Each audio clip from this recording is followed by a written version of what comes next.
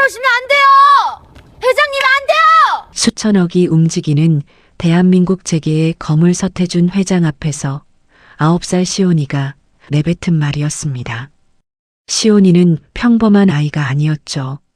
사람의 눈을 보면 운명이 얼굴 위로 스쳐 지나가는 천재 아이였어요. 그런 시온이가 보육원 행사장 한복판에서 재벌회장을 향해 달려가며 소리친 겁니다. 그런데 3초 뒤 회장이 서 있던 바로 뒤에서 대형 조명 구조물이 무너져 내렸습니다. 끌려가면서도 시온이는 고개를 돌려 회장을 바라보며 한마디를 더했습니다. 조명 때문이 아니에요! 과연 시온이가 본 것은 무엇이었을까요?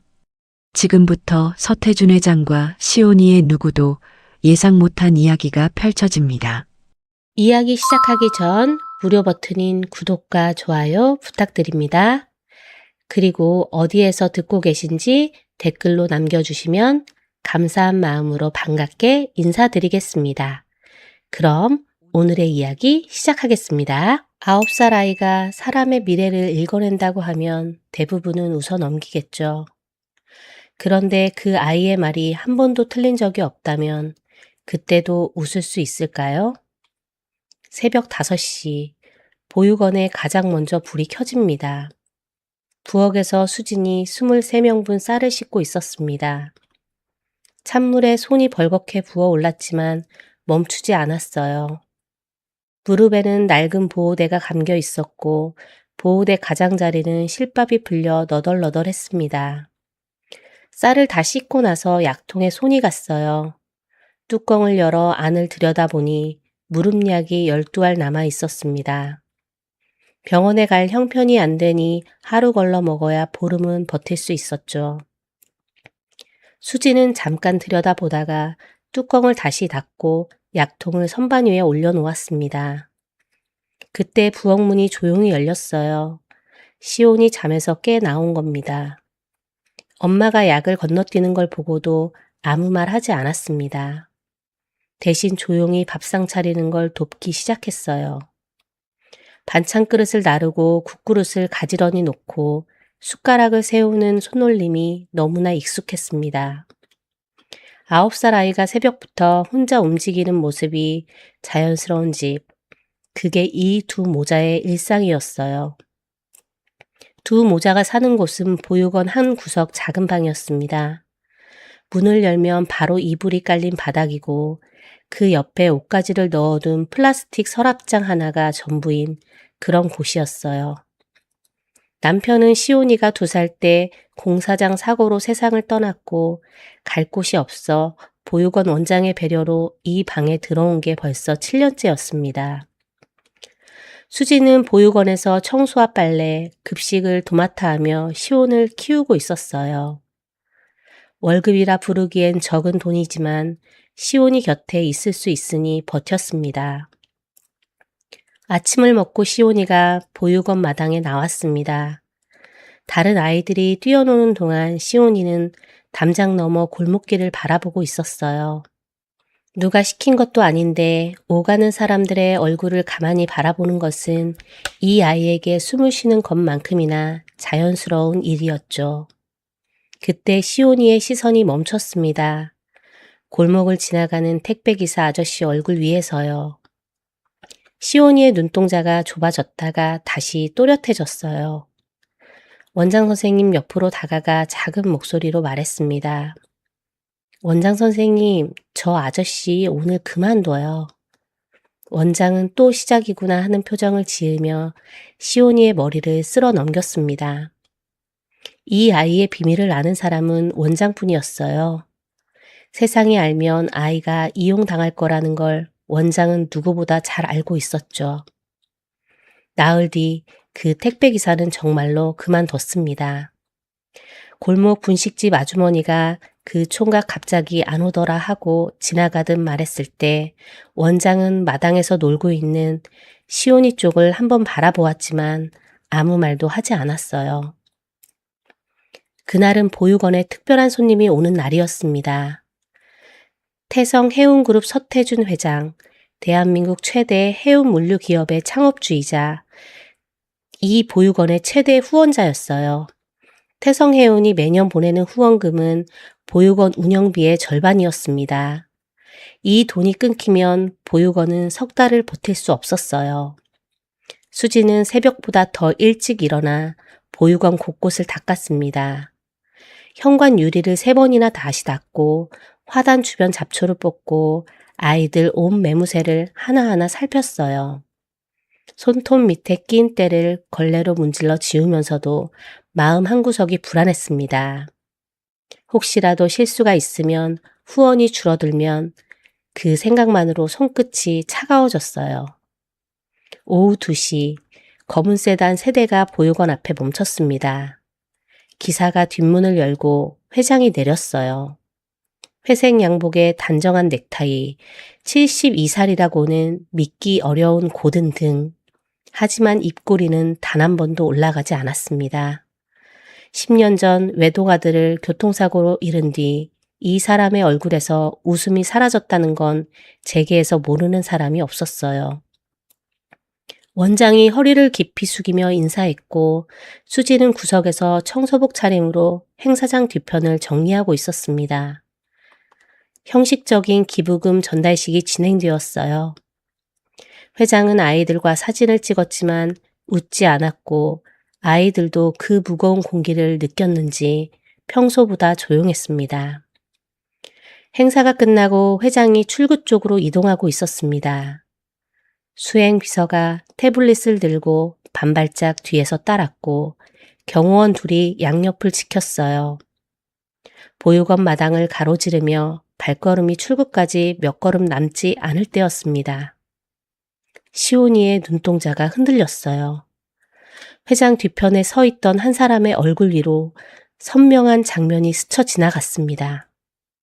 시온이가 의자에서 벌떡 일어났어요.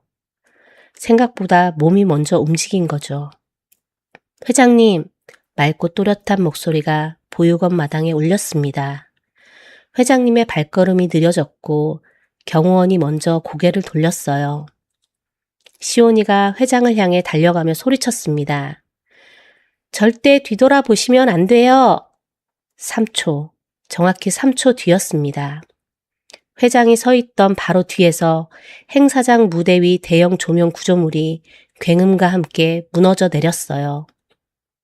철제 프레임이 바닥을 때리고 조명등이 산산이 부서지며 파편이 사방으로 튀었습니다. 회장이 3초만 늦게 멈추었다면 그 자리에 서 있었을 겁니다. 아수라장이었어요.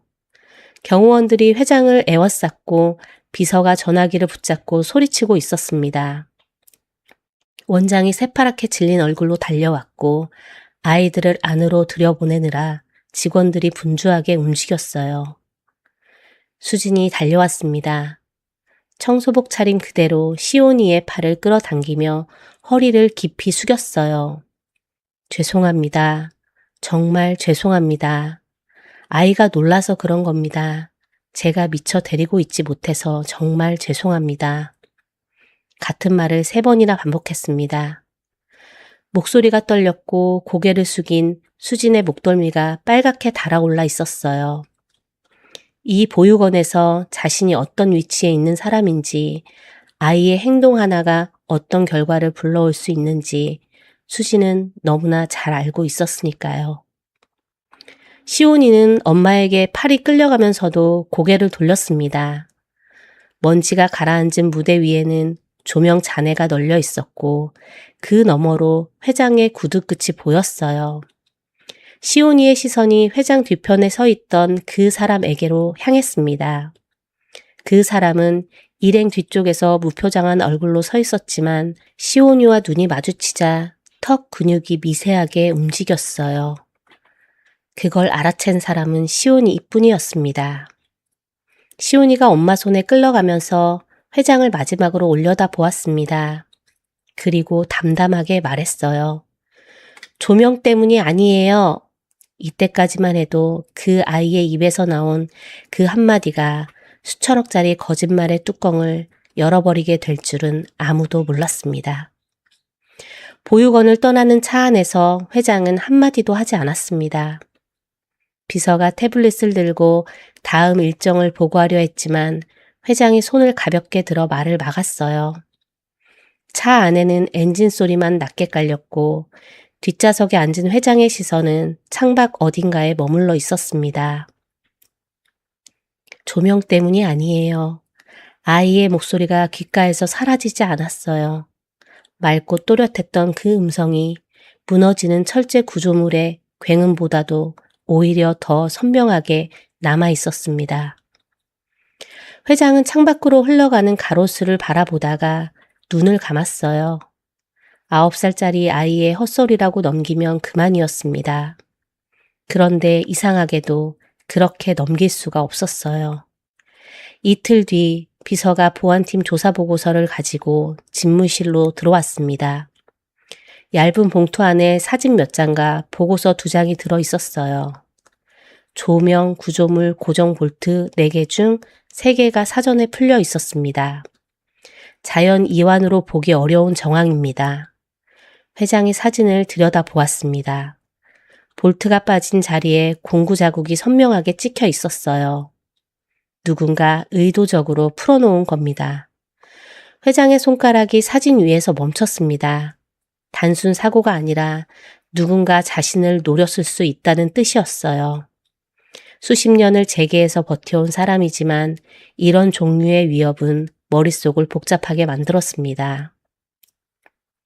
그런데 회장의 머릿속에 맴도는 건 범인이 누구일까가 아니었어요. 그보다 먼저 떠오르는 것은 조명이 무너지기 전에 누구보다 먼저 소리를 질렀던 그 작은 아이의 얼굴이었습니다. 그날 저녁 회장은 자택으로 돌아왔어요. 넓은 현관을 지나 거실을 가로질러 식당에 앉았습니다. 긴 식탁 위에는 한 사람분 저녁이 놓여 있었어요. 12인용 식탁에 밥 한 그릇과 반찬 몇 접시. 건너편 의자는 비어 있었고 그 옆 의자도 비어 있었습니다. 10년 전까지는 이 자리에 아들이 앉아 있었어요. 밥을 먹으면서도 아버지한테 회사 이야기를 묻곤 했던 아들. 회장이 바빠서 같이 먹지 못하는 날이 더 많았지만 그래도 아들은 늘 아버지 자리에 수저를 놓아두었습니다. 지금은 아무도 수저를 놓지 않는 그 빈자리를 회장은 매일 마주하고 있었어요. 밥을 몇 숟갈 뜯어 말고 수저를 내려놓았습니다. 서재로 들어가 불을 켰어요. 책상 한켠에 아들 사진이 놓여 있었습니다. 사진 속 아들은 웃고 있었고 그 웃음 앞에서 회장은 한참을 말없이 앉아 있었어요. 그리고 아들 사진 옆에 보안팀 보고서를 나란히 놓았습니다. 볼트가 풀린 사진과 아들의 웃는 얼굴이 같은 책상 위에 있었어요. 회장은 2장을 번갈아 보다가 의자에 등을 기대고 천장을 바라보았습니다. 그 아이가 어떻게 알았을까? 그 질문이 밤새 머릿속을 떠나지 않았습니다. 볼트가 풀려 있다는 건 누군가 의도한 사고라는 뜻이고 그걸 사전에 안다는 건 범인을 보았거나 아니면 설명할 수 없는 무언가를 가지고 있다는 뜻이었어요. 조명 때문이 아니에요. 아이의 말이 다시 떠올랐습니다. 조명이 문제가 아니라면 그 아이는 대체 무엇을 본 걸까요? 다음 날 아침 회장은 비서에게 한 가지만 물었습니다. 그 보육원 언제 다시 갈 수 있죠? 비서가 살짝 놀란 눈으로 일정을 확인했지만 오래 모신 비서답게 이유를 캐묻진 않았어요. 그날 오후 검은 세단이 다시 보육원 앞에 멈췄습니다. 수지는 세단 소리를 듣자마자 빨래를 널다 말고 손을 앞치마에 훔쳤어요. 가슴이 철렁 내려앉았습니다. 혹시 조명사고 때문에 책임을 묻는 건 아닌지, 후원을 끊겠다는 통보를 하러 온 건 아닌지, 이 후원이 끊기면 보육원은 석 달을 못 버티고 보육원이 문 닫으면 자기와 시온이가 갈 곳은 어디에도 없었어요. 수진이 현관 앞으로 뛰어나가 허리를 깊이 숙였습니다. 회장님, 그날 일은 정말 죄송합니다. 아이가 워낙 겁이 많아서 소리가 나니까 놀라서 그런 거예요. 다시는 이런 일 없도록 하겠습니다. 거짓말이었습니다. 시온이는 겁이 많은 아이가 아니었고 놀라서 소리친 것도 아니었어요. 하지만 수진이에게는 진실보다 이 보육원에서 버티는 게 먼저였습니다. 떨리는 손을 앞치마 주머니 안에 꽉 쥐고 있었어요. 회장은 수진의 사과를 듣고 있었지만 시선은 이미 다른 곳을 향하고 있었습니다. 보육원 마당 구석, 나무 아래 벤치에 앉아있는 시온이가 보였어요. 아이를 만나러 왔습니다. 수진의 얼굴이 하얗게 변했어요. 아이를 만나러 왔다는 말이 무슨 뜻인지 알 수가 없었습니다. 혹시 아이에게 직접 따지려는 건지 아니면 다른 무언가가 있는 건지. 수진의 눈동자가 불안하게 흔들렸지만 거절할 수 있는 위치가 아니었어요. 원장이 시온이를 데려왔습니다. 시온이는 회장 앞에 앉으면서도 고개를 숙이지 않았어요. 보육원 사무실 낡은 소파에 마주 앉은 두 사람 사이로 잠깐 침묵이 흘렀습니다. 회장이 먼저 입을 열었어요. 목소리는 낮았지만 부드러웠습니다. 그때 나한테 한 말 있잖아. 무슨 뜻이었지? 시온이는 바로 답하지 않았습니다. 회장의 얼굴을 한참 올려다 보았어요. 이마에서 눈썹으로, 눈 밑 그림자에서 입꼬리로 시선이 천천히 움직였습니다.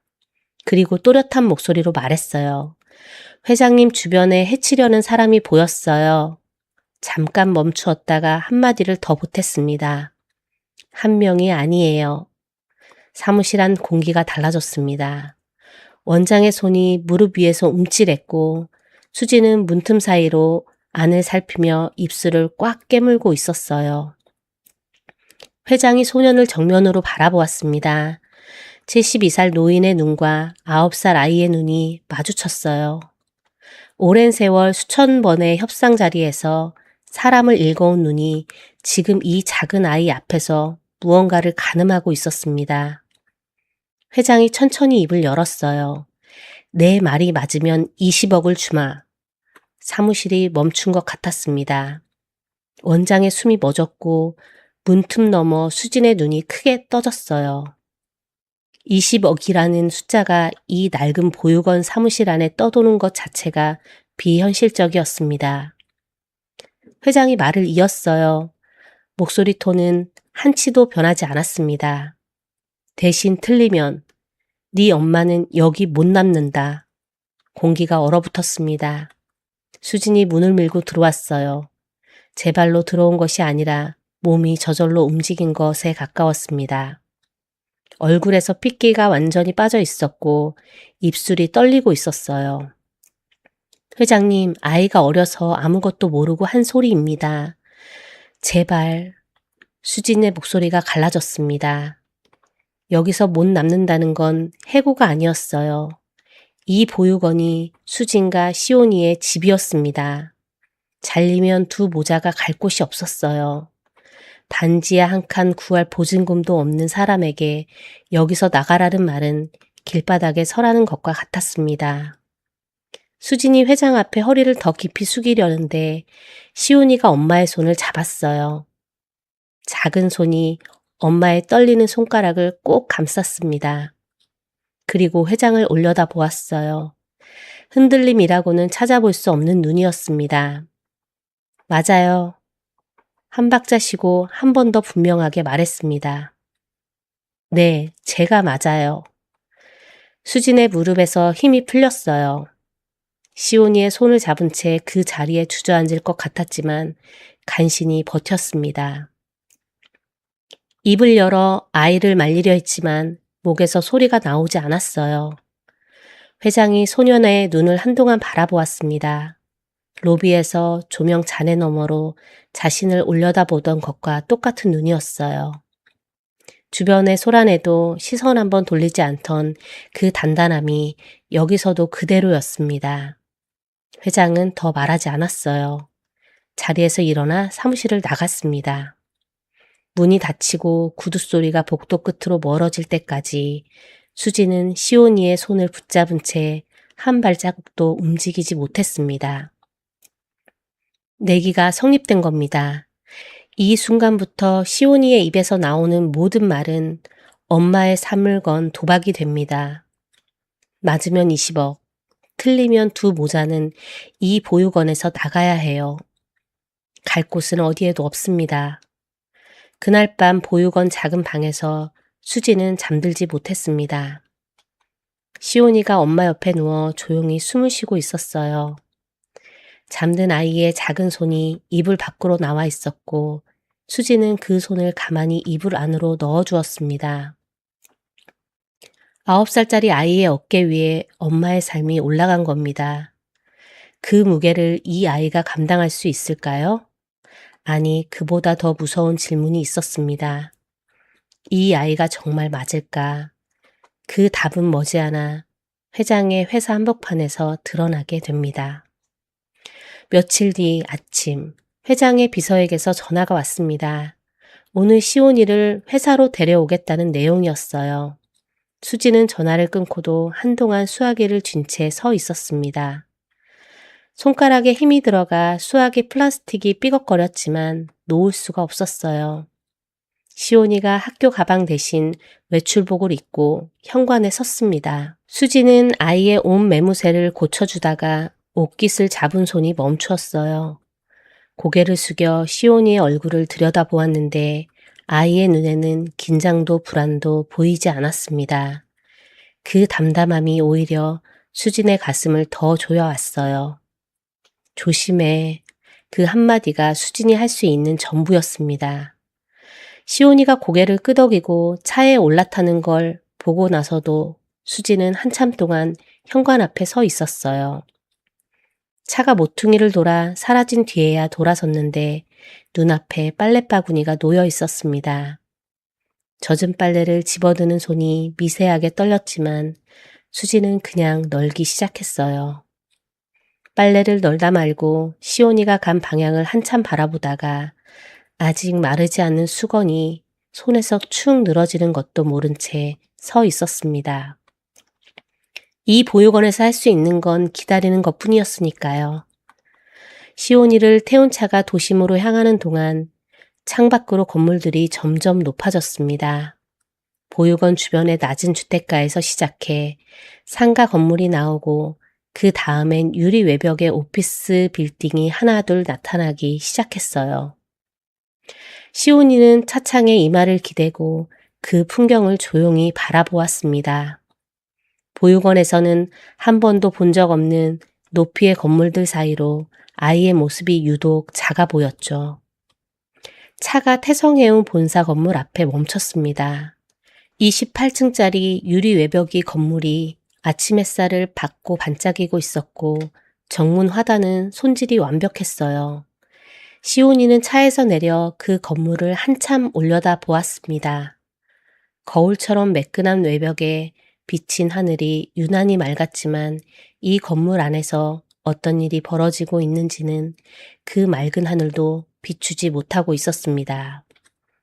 로비에 들어서자 출입증을 찍는 전자음과 구두굽이 대리석 바닥을 두드리는 소리와 전화통화를 하며 빠르게 지나가는 발걸음 소리가 한꺼번에 밀려왔어요.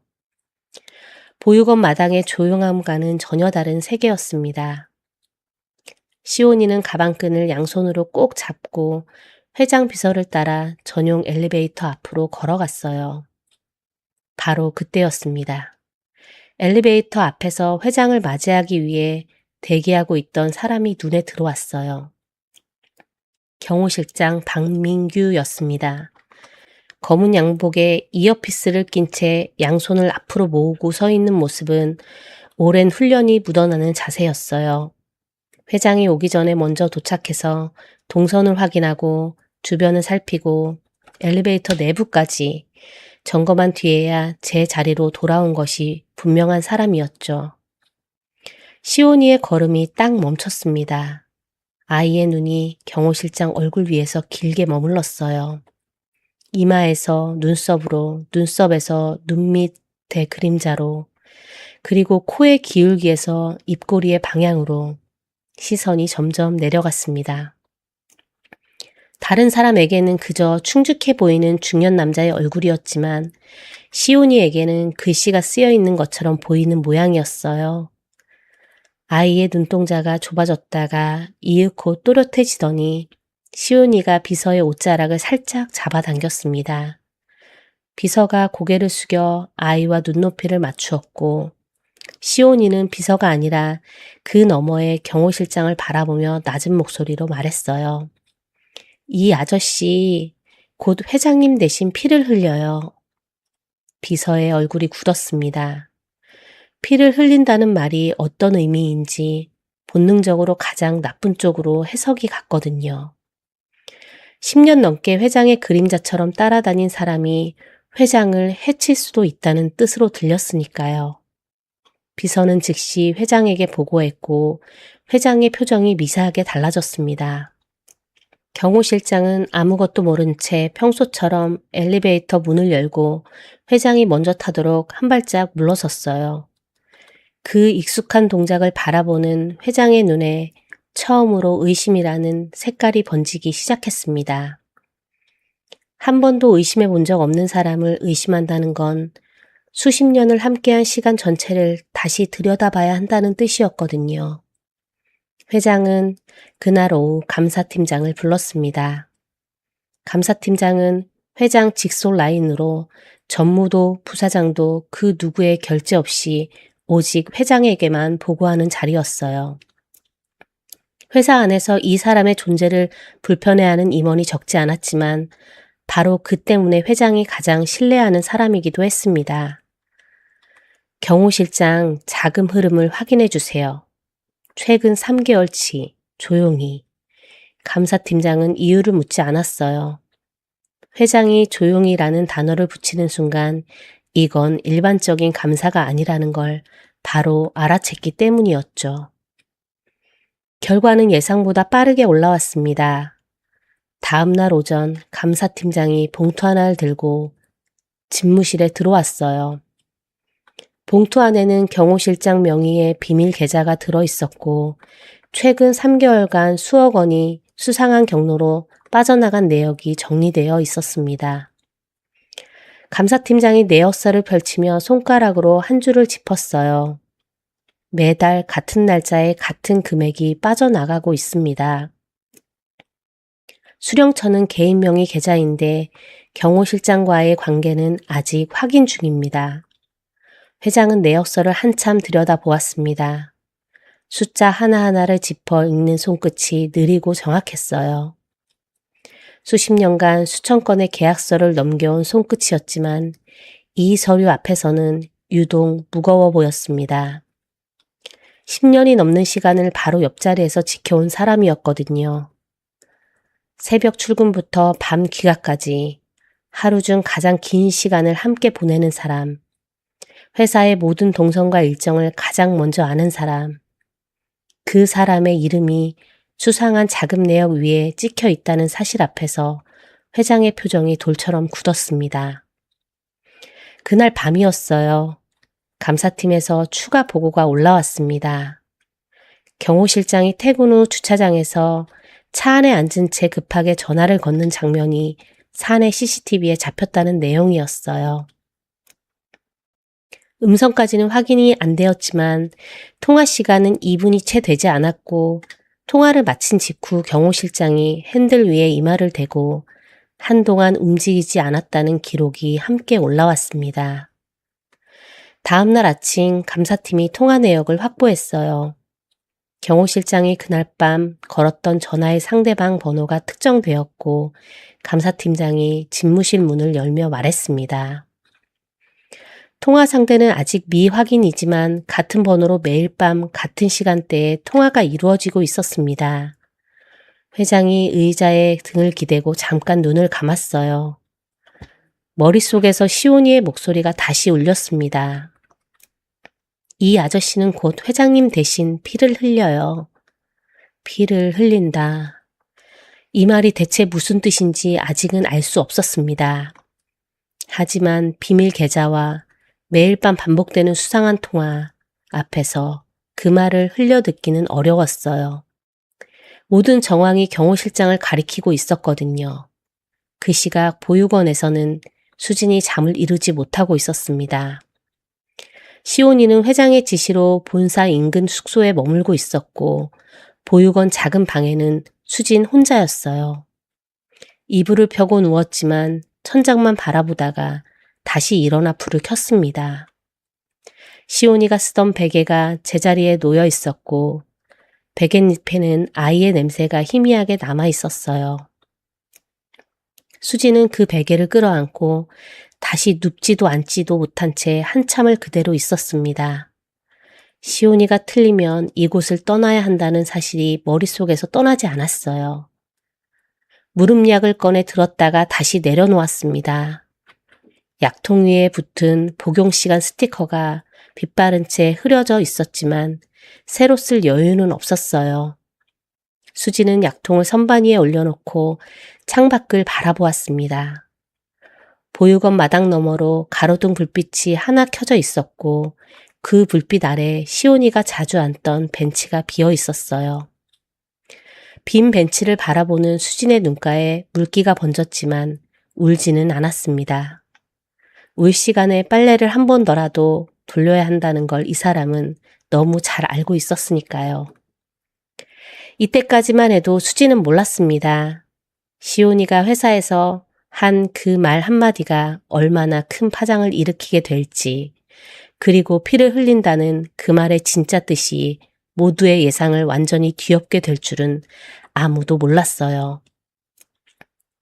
경호실장에 대한 조사가 조용히 진행되는 동안에도 회사는 멈추지 않았습니다.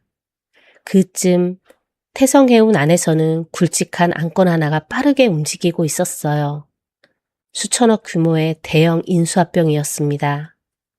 이 건을 처음부터 끝까지 설계하고 밀어붙이고 있는 사람은 전략기획본부장 오상혁이었어요.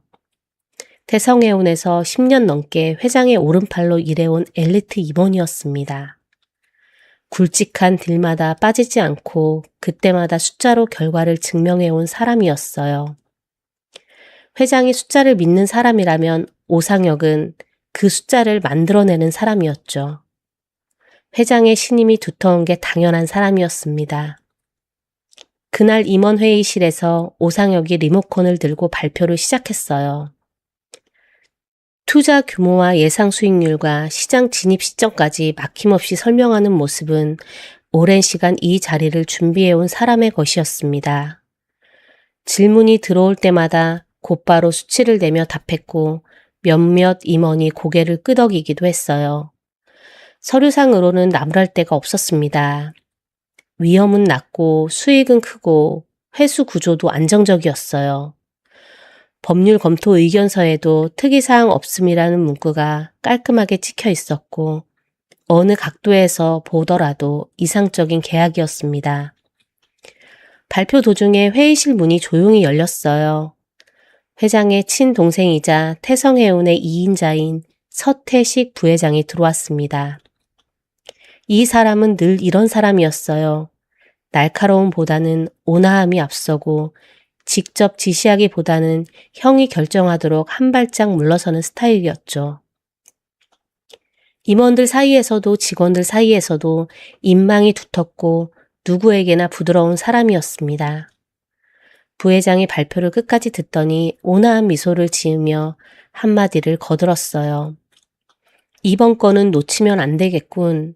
가벼운 한마디였지만 회사의 2인자가 힘을 실어준 셈이었습니다.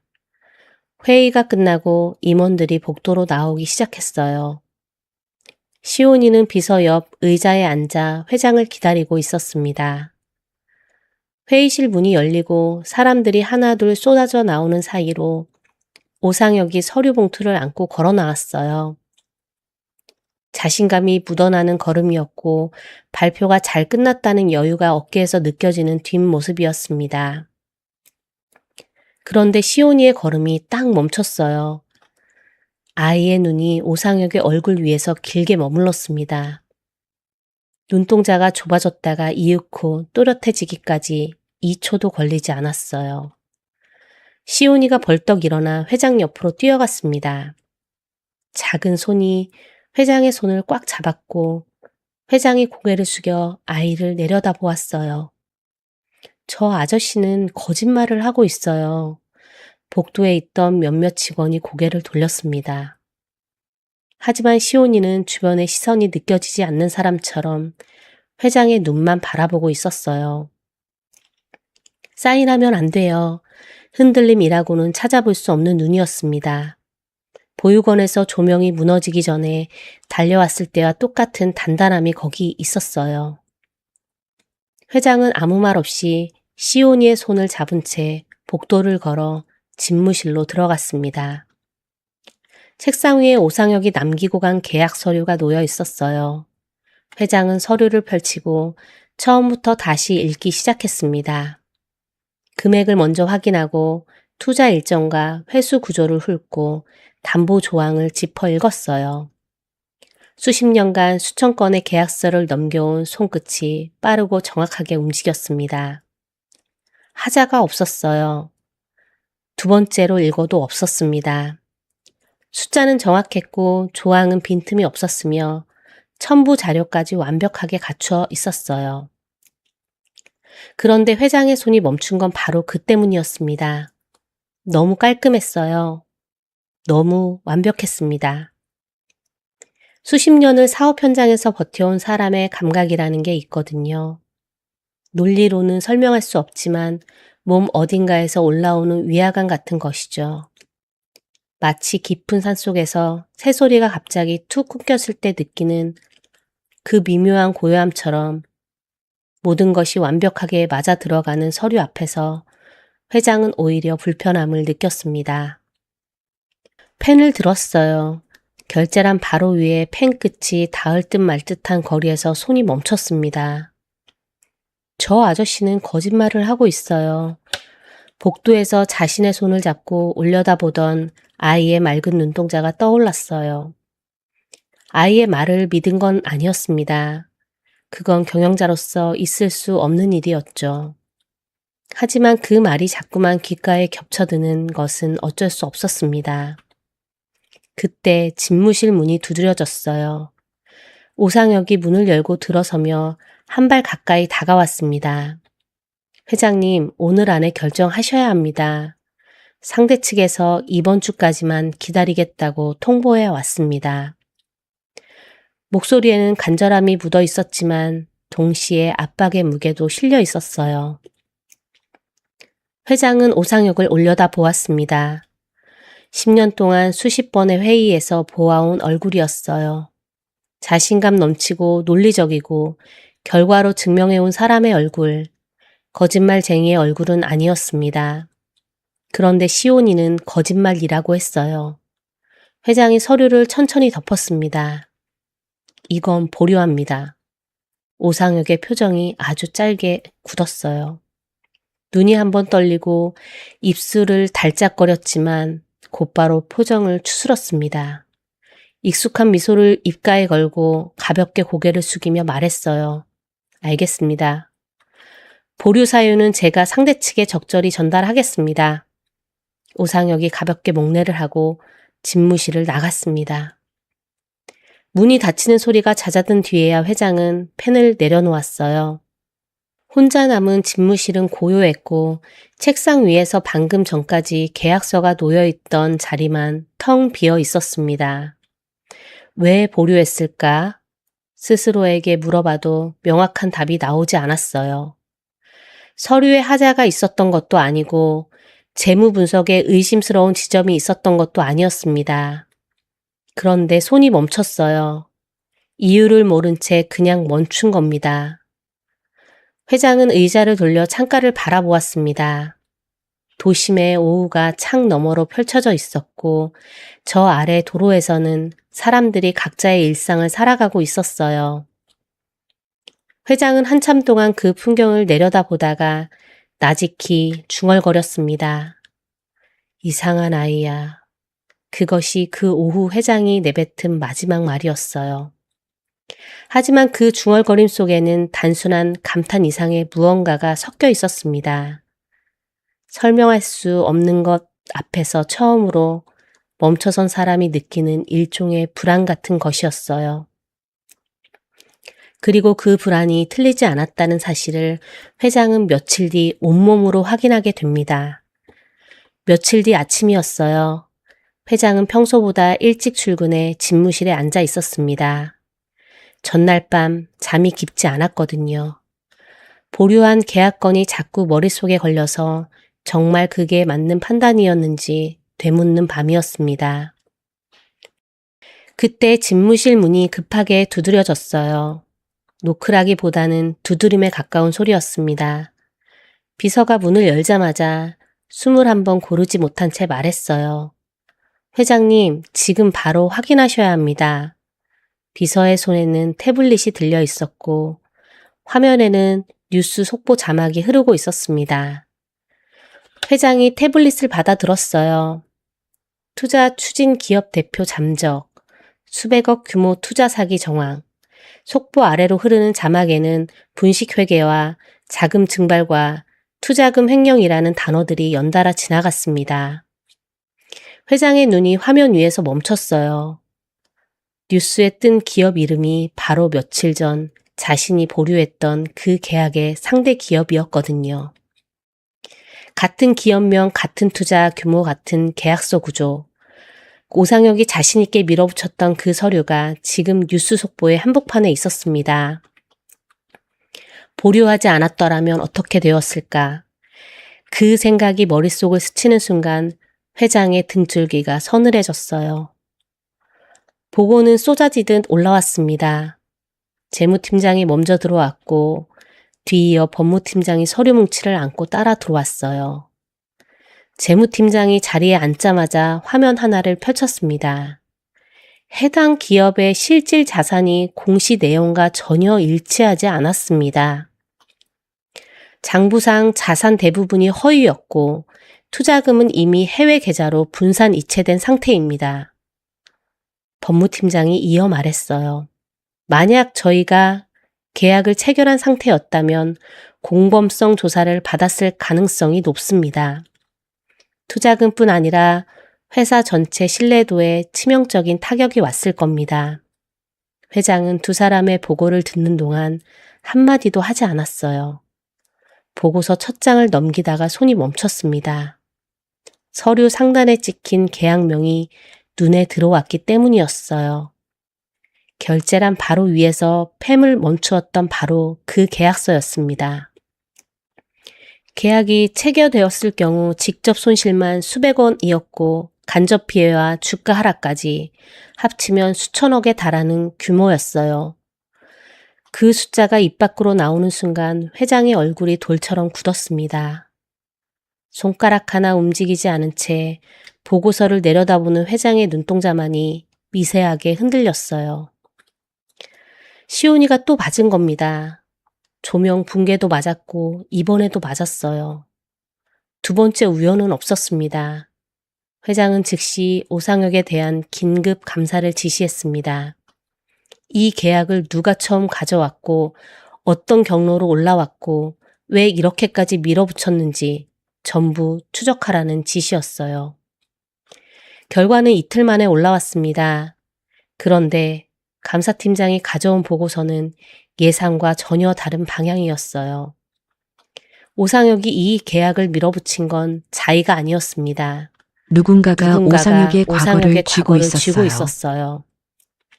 해외 MBA 경력에 일부 조작이 있었고 그걸 약점으로 잡고 협박하며 계약을 성사시키도록 조정하고 있었던 겁니다. 감사팀이 확보한 오상혁의 진술은 이랬어요. 시키는 대로 하지 않으면 전부 까발린다고 했습니다. 회장은 그 진술을 읽으며 한동안 움직이지 않았습니다. 10년간 자신의 오른팔이었던 사람이 누군가에게 줄이 달려 움직이고 있었다는 사실이 충격이었지만 그보다 더 회장의 머릿속을 차지한 건 다른 것이었어요. 오상혁을 협박한 연락처가 회사 내부 회선이었거든요. 밖에서 들어온 공격이 아니었습니다. 안에서 무너뜨리고 있었어요. 이 회사의 누군가가 오상혁을 조종해서 수천억짜리 사기 계약을 성사시키려 했다는 뜻이었습니다. 회장이 보고서에서 눈을 떼고 감사팀장을 바라보았어요. 감사팀장은 그 시선을 받으며 한 가지를 더 보고했습니다. 추가로 경호실장 건도 결과가 나왔습니다. 경호실장의 비밀 계좌를 더 깊이 추적한 결과 자금 흐름이 병원 치료비 영수증과 정확히 일치한다는 내용이었어요. 수령처는 찍혀있던 개인 명의 계좌는 대학병원 특수병동 치료비 납부 전용 계좌였습니다. 경호실장의 비밀 계좌는 횡령이 아니었어요. 회장의 표정이 미세하게 바뀌었습니다. 비밀 계좌도 매일 밤 급하게 걸던 전화도 전부 다른 이유가 있었을 수 있다는 뜻이었어요. 하지만 동시에 다른 질문이 떠올랐습니다. 경호실장의 비밀 계좌가 깨끗했다면 처음에 그 계좌가 왜 수상하게 보였던 걸까? 누군가 경호실장을 범인처럼 보이도록 만든 건 아닐까? 회장은 의자에 등을 기대고 천장을 바라보았어요. 머릿속에서 퍼즐 조각들이 떠돌고 있었지만 아직 전체 그림은 보이지 않았습니다. 다만 한 가지는 점점 선명해지고 있었어요. 이 모든 일의 중심에 아직 얼굴을 드러내지 않은 누군가가 있다는 것. 그리고 그 사람은 이 회사 안에 있다는 것. 시온이의 목소리가 떠올랐습니다. 보육원에서 처음 만났던 날 아이가 했던 말이었어요. 회장님 주변에 해치려는 사람이 보였어요. 한 명이 아니에요. 한 명이 아니라고 했습니다.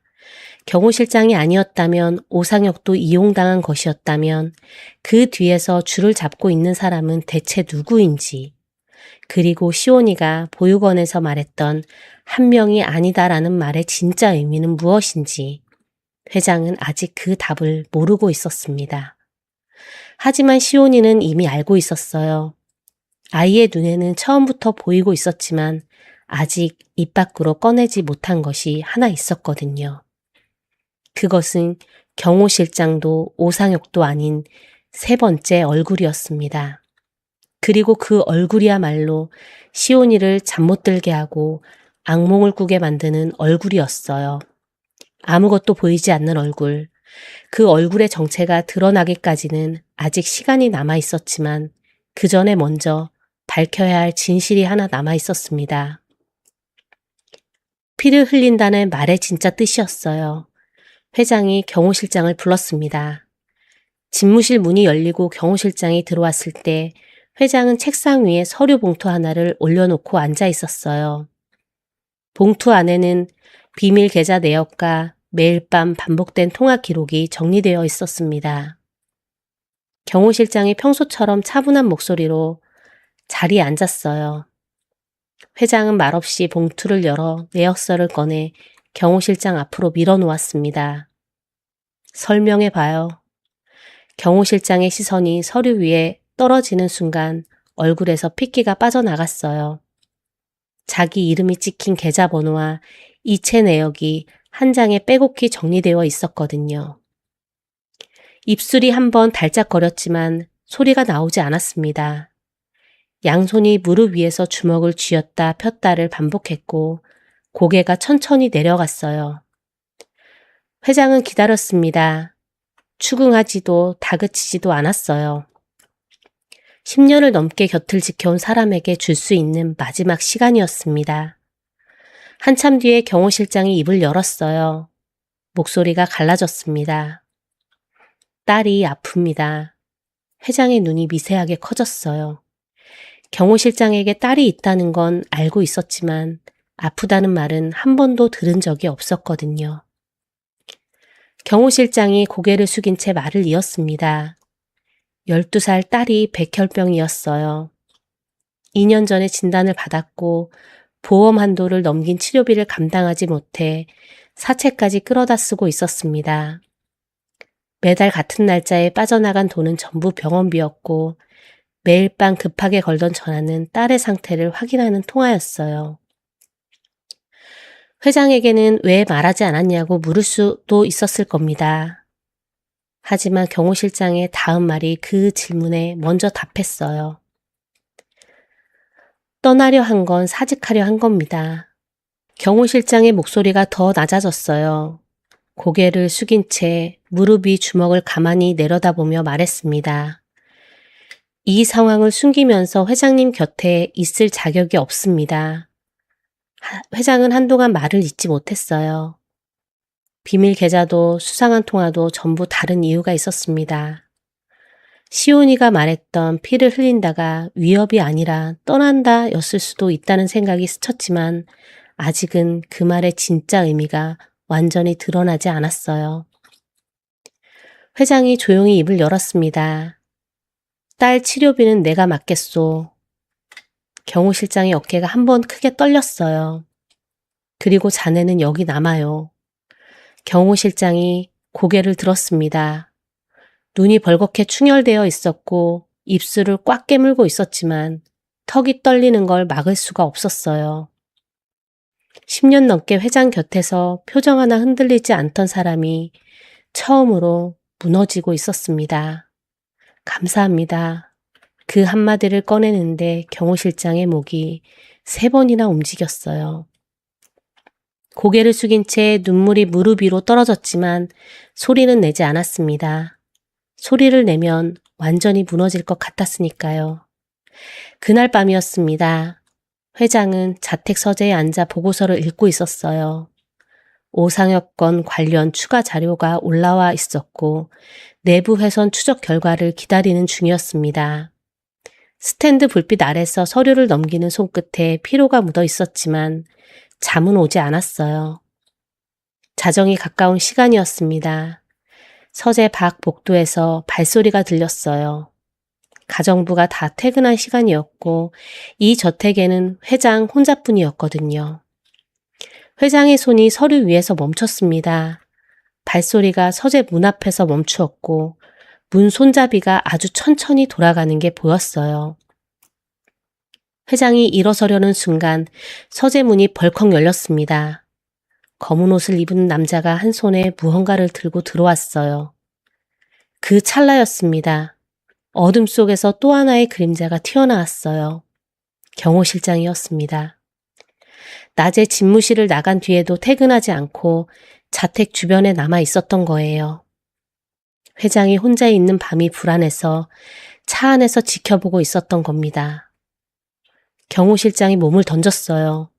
회장과 침입자 사이로 뛰어들어 회장을 뒤로 밀치는 순간 침입자의 손에 들린 흉기가 경호 실장의 옆구리를 스쳤습니다. 피가 흘렀어요.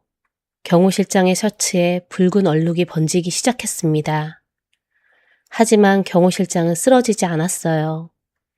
이를 악물고 침입자의 팔을 꺾어 바닥에 눌렀고 뒤늦게 도착한 경비원들이 침입자를 제압했습니다. 서재 바닥에 핏방울이 떨어졌어요. 경호 실장이 옆구리를 움켜잡은 채 벽에 기대 앉았고 회장은 그 앞에 서서 한마디도 하지 못했습니다. 피를 흘린다. 시온이가 했던 말이 그제야 완전한 형태로 드러났어요. 이 아저씨는 곧 회장님 대신 피를 흘려요. 그 말은 위협도 배신도 아니었습니다. 회장을 지키다가 다친다는 뜻이었어요. 문자 그대로 회장님 대신 피를 흘리는 거였습니다.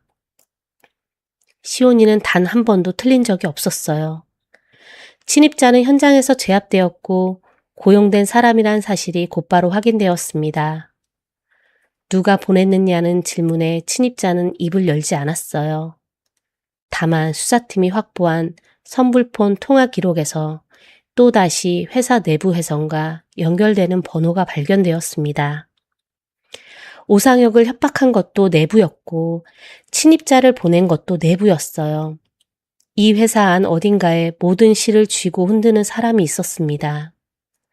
보육원에 소식이 전해진 건 다음 날 아침이었어요. 비서에게서 전화를 받은 수지는 수화기를 잡은 채 부엌 바닥에 주저앉았습니다. 시온이가 있는 곳 근처에서 침입 사건이 있었다는 말에 온몸에 힘이 빠진 거예요. 다행히 시온이는 다치지 않았다는 말을 듣고 나서야 겨우 숨을 쉴 수 있었습니다. 그날 오후 시온이가 보육원에 돌아왔어요. 수지는 현관에서 시온이를 보자마자 무릎을 꿇고 아이를 꽉 안았습니다. 한동안 놓지 못했어요. 시온이의 작은 어깨가 엄마의 팔 안에서 유독 가늘게 느껴졌습니다. 수진이 시온이의 얼굴을 두 손으로 감싸며 말했어요. 이제 그만하자. 20억이고 뭐고 다 필요 없어. 위험해. 엄마가 무서워. 수진의 목소리가 갈라졌습니다. 눈가에 물기가 번졌지만 울지 않으려고 입술을 꽉 깨물고 있었어요. 시온이는 엄마의 손을 꼭 잡았습니다. 그리고 작은 목소리로 말했어요. 아직 안 끝났어, 엄마. 수진의 손이 멈췄어요. 제일 무서운 사람이 남았어. 시온이의 눈이 엄마를 올려다보고 있었습니다. 조명이 무너지기 전에 달려갔던 눈이었고 회장의 손을 잡고 거짓말이라고 말했던 눈이었어요. 하지만 이번에는 그 눈 안에 처음으로 두려움이 섞여 있었습니다. 수지는 아이의 눈에서 그 두려움을 읽었어요. 이때까지 한 번도 흔들리지 않았던 아이가 무서워하고 있다는 것. 그 사실이 수진의 가슴을 가장 세게 쥐어짜는 것이었습니다. 그리고 시온이를 그렇게 무섭게 만든 그 사람의 정체는 곧 드러나게 됩니다. 그날 밤부터 시온이가 달라졌습니다. 잠을 못 잤어요. 눈을 감으면 악몽을 꾸고 새벽에 소리 없이 깨어나 이불 위에 앉아 벽을 바라보고 있었습니다. 수진이 새벽에 밥을 지으러 일어났다가 시온이 방에 불이 켜져 있는 걸 보고 문을 열었는데 아이가 무릎을 끌어안은 채 벽 한 점을 응시하고 있었어요. 눈은 떠 있었지만 초점이 없었습니다. 수진이 다가가서 이마를 짚어보았어요.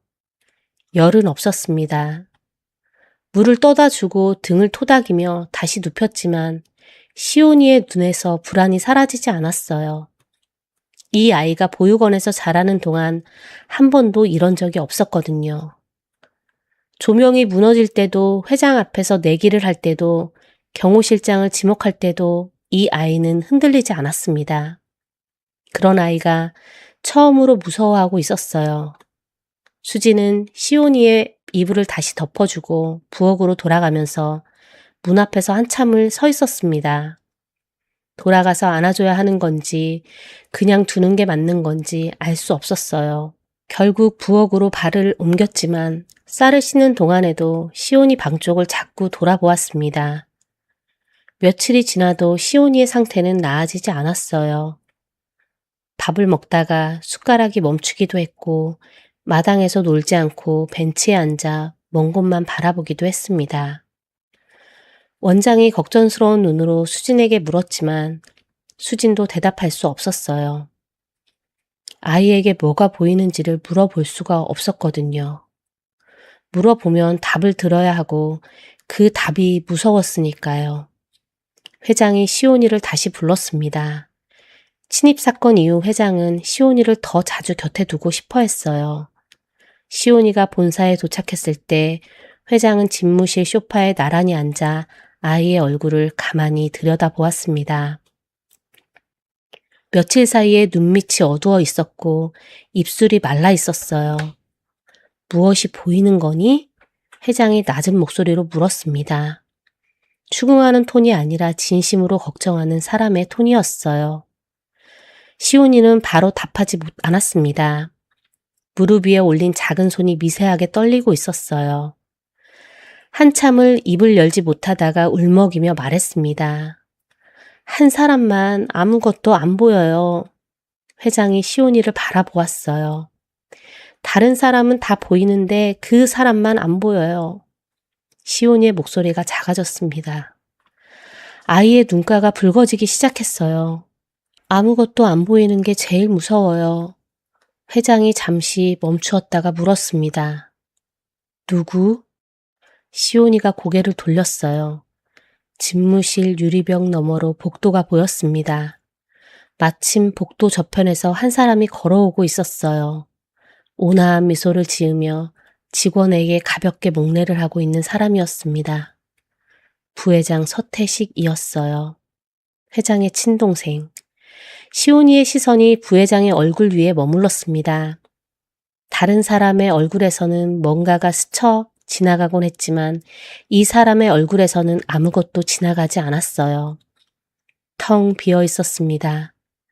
마치 거울에 아무것도 비치지 않는 것처럼 같은 느낌이었죠. 시온이가 떨리는 목소리로 말했어요. 선택이 안 보이는 건 이미 오래전에 모든 걸 정한 사람이에요. 한 박자 쉬고 한마디를 더 못했습니다. 그 아저씨는 아주 오래전에 다 정해놓은 거예요. 회장의 얼굴이 굳었습니다.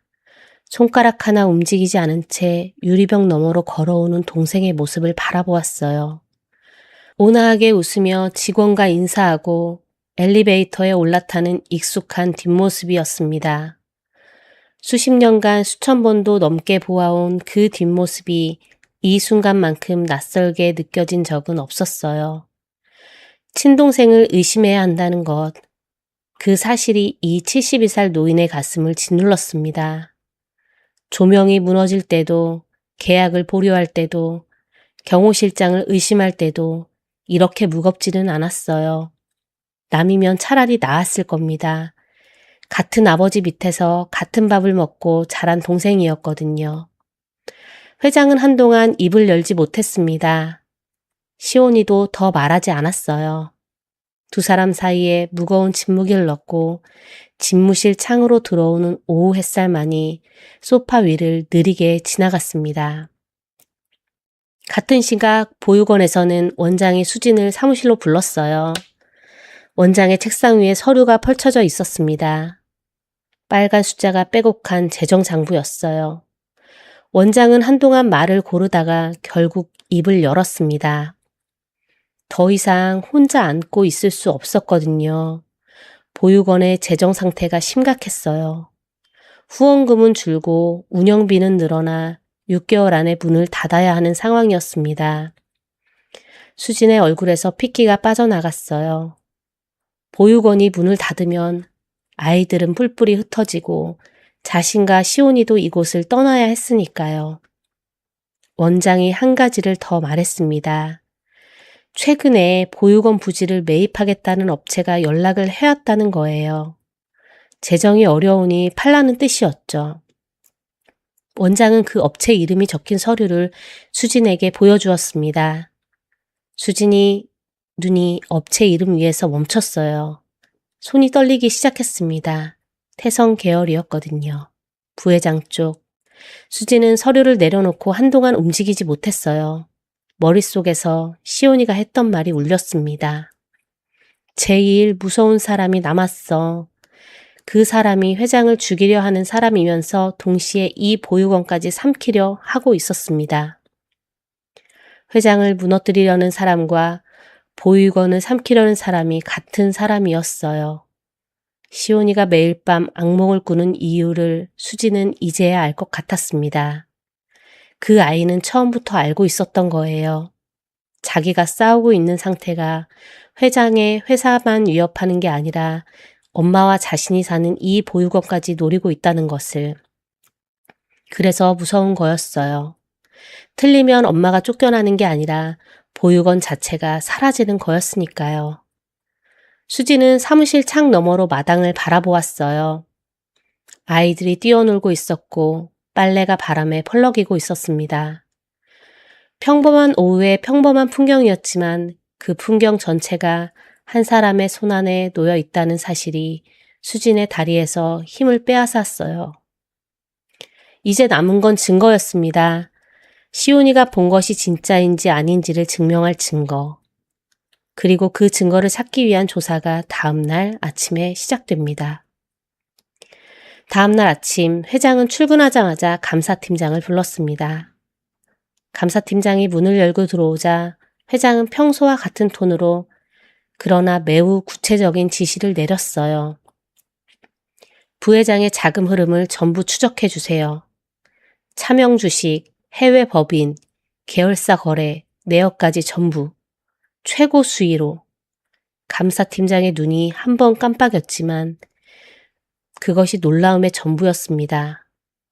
회장이 친동상에 대한 조사를 지시한다는 것이 무엇을 의미하는지 굳이 설명을 듣지 않아도 알 수 있었거든요. 감사팀장이 한 가지만 확인했어요.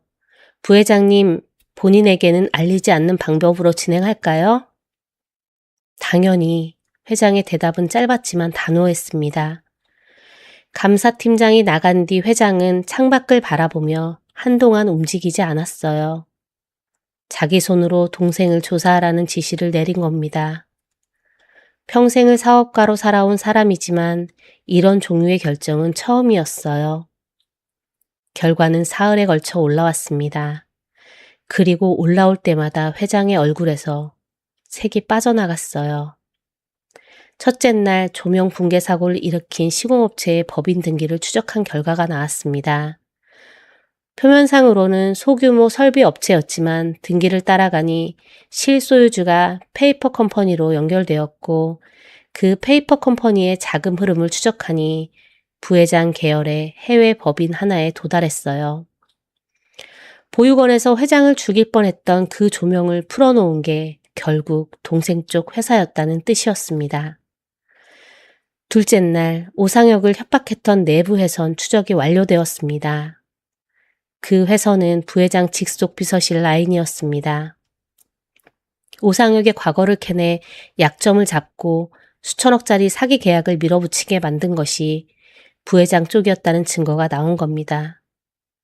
셋째 날 자택 침입자에 대한 수사 결과가 올라왔어요. 침입자를 고용한 자금이 부회장 명의의 해외 법인에서 나왔고 선불폰 통화 기록이 부회장 직속 라인과 연결되어 있었습니다. 경호실장이 피를 흘리며 막아낸 그날 밤의 침입도 동생이 보낸 사람이었어요. 마지막으로 보육원 부지 매입을 추진하던 부동산 업체의 등기가 올라왔습니다. 그 업체 역시 부회장 계열이었어요. 감사팀장이 모든 자료를 정리한 연결도를 책상 위에 펼쳤습니다. 서로 다른 이름, 서로 다른 주소, 서로 다른 대표자를 가진 업체들이 선 하나하나로 이어져 있었고 그 모든 선이 결국 한 사람에게 도달하는 거미줄이었어요. 조명도, 사기 계약도, 침입도, 보육원도 모든 실끝이 부회장 서태식 한 사람에게 연결되어 있었습니다. 20년이었어요. 이 거미줄을 짜는데 20년이 걸렸습니다. 한두 달 만에 급하게 만든 것이 아니라 오랜 세월에 걸쳐 한 올 한 올 조용히 엮어온 것이었어요. 회장을 죽이고 회사를 무너뜨리고 연결된 모든 것을 손에 넣으려는 하나의 설계. 그 설계의 중심에 자기 피를 나눈 동생이 있었습니다. 회장은 연결도를 한참 동안 내려다 보았어요. 선 하나를 따라가면 조명 구조물이 나오고 다른 선을 따라가면 침입자가 나오고 또 다른 선을 따라가면 보육원이 나왔습니다. 수십 년간 순척건의 서류를 읽어온 눈이었지만 이 한 장의 연결도 앞에서는 글씨가 흐려 보였어요. 감사팀장이 조용히 물었습니다. 어떻게 하시겠습니까? 회장은 바로 답하지 않았어요. 연결도에서 눈을 떼고 창밖을 바라보았습니다. 도심의 오후가 펼쳐져 있었고 저 아래로 사람들이 각자의 일상을 살아가고 있었어요. 그 풍경은 며칠 전에도 1년 전에도 10년 전에도 같았을 겁니다. 하지만 이 창 안쪽의 세계는 완전히 달라져 있었어요. 가장 가까운 곳에서 가장 오랫동안 무너뜨리고 있었다는 사실보다 그 사람이 같은 아버지 밑에서 자란 동생이라는 사실이 이 노인을 짓누르고 있었습니다. 회장이 천천히 돌아서며 입을 열었어요. 이사회를 소집합니다. 감사팀장이 고개를 끄덕였습니다.